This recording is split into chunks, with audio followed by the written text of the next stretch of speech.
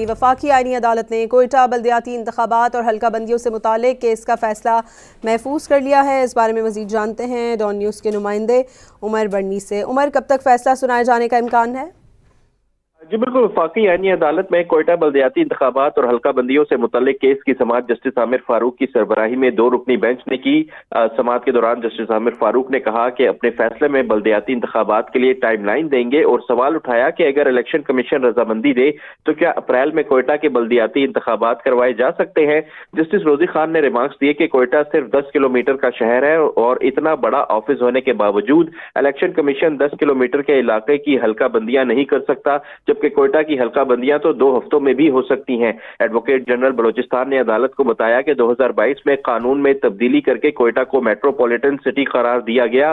D G لا election commission نے موقف اختیار کیا کہ الیکشن کمیشن اس وقت پنجاب اور اسلام آباد میں بھی کام کر رہا ہے اور کوئٹہ کی حلقہ بندیوں کے لیے 90 روز درکار ہوں گے۔ جسٹس عامر فاروق نے ریمارکس دیے کہ اسلام آباد میں بلدیاتی انتخابات کا وعدہ بھی الیکشن کمیشن نے وفا نہیں کیا۔ الیکشن کمیشن نہ کرنے کی باتیں کر رہا ہے اور اسلام آباد میں الیکشن کروانے کا وعدہ تھا، یہاں تک کہ میں ہائی کورٹ میں سے سپریم کورٹ اور پھر آئینی عدالت تک آ گیا مگر انتخابات نہ ہو سکے۔ نمائندہ الیکشن کمیشن نے کہا کہ حکومت کی جانب سے قانون تبدیل کر دیا جاتا ہے، جس پر جسٹس عامر فاروق نے کہا کہ خدارہ ایسے نہ کریں اور واضح کیا کہ اب 5 سال تک اس مقدمے کو زیر التوا نہیں رکھا جائے گا۔ ایڈوکیٹ جنرل بلوچستان نے عدالت سے استدعا کی کہ انہیں حکومت سے ہدایات لینے کے لیے مہلت دی جائے، تاہم عدالت کی جانب سے کیس کا فیصلہ محفوظ کر لیا گیا۔ بہت شکریہ، ہمیں عمر بڑنی اپڈیٹ کر رہے تھے۔